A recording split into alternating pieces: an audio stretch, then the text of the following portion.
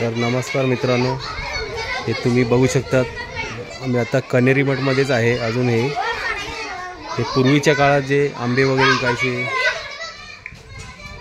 हे मॅट वगैरे विकायचे, ते फुगे आणि कलिंगड वगैरे विकायचे ना, ते सगळं केळी वगैरे विकायचे, हे सगळं प्राचीन कालमधले म्हणजे एक 50 वर्षापूर्वी जसं घडायचं, जसं राहायचे लोक, ते सगळं या इथं स्टॅच्यू बनवून ठेवलेलं आहे।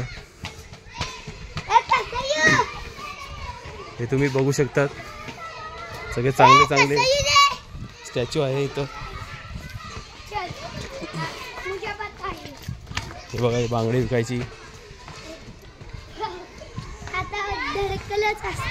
हे बघा हे लाकडाचं सामान विकायचं, हे सगळं पूर्वी विकायचे। आणि बांगड्यांचा दुकान आहे, हे तुम्ही बघू शकतात। हे भांडं आहे, सगळं पितळेचं सामान आहे। आणि हे पेटीचा दुकान आहे, हे तुम्ही बघू शकता। सगळं स्टॅच्यू असं बनवलं, सगळं नवीन नवीन आणि सेम टू सेम, म्हणजे खरोखर असं वाटतं की खरोखर हा फोटो फ्रेमवाला आहे। हे लगोरी, लहान मुलांचे खेळाचे आयटम आहे।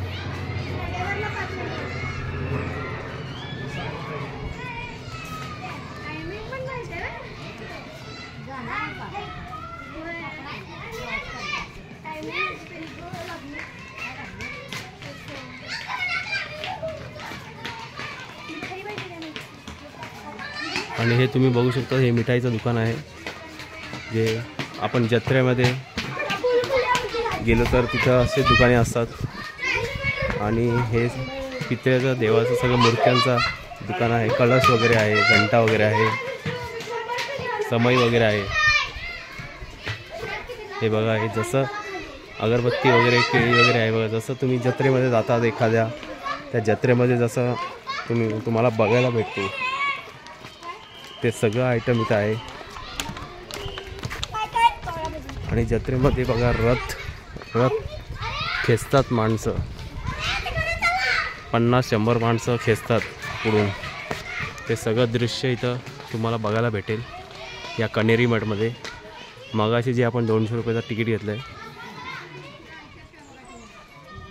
त्याच्यामध्ये हे सगळं तुम्हाला बघायला भेटणार आहे।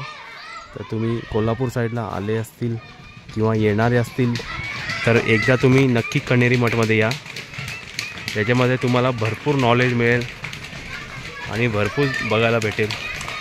हे कमीत कमी 2 ते 2.5 तासाचा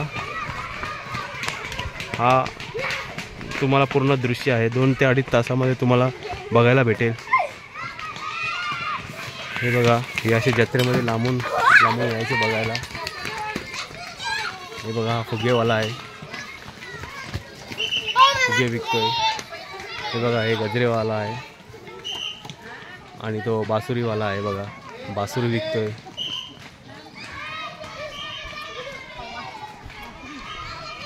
आणि हे बघा, ही रस्सी ओढतात, त्या रथाची रस्सी आहे, दोन्ही साईडला माणसं असतात, ते रस्सीनी ओढायचं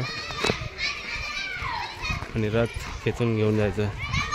आणि हे बघा, हा खेळ पण असायचा पूर्वीच्या काळात।